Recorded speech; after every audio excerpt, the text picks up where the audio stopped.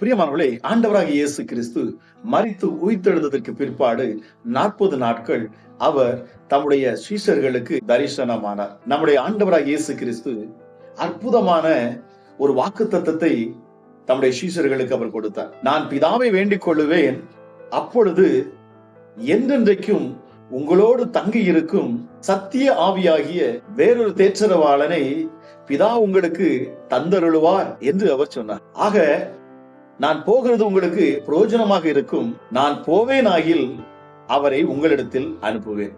பிரியமானவர்களே, நம்முடைய ஆண்டவராகிய இயேசு கிறிஸ்து நம்மை இந்த பூமியில தனித்து விட்டு அவர் செல்லவில்லை. பிரியமானவர்களே, அவர் நமக்கு தம்முடைய ஆவியையே, அதாவது பரிசுத்த ஆவியை நமக்கு அவர் தந்தருளி இருக்கிறார். ஆக உங்கள் உள்ளம் கலங்காதிருக்கட்டும். உங்களுக்குள் இருக்கிற இந்த ஆவியானவர் உங்களை முற்றுமுடிய அவர் நடத்த அவர் போதுமானவராக இருக்கிறார்.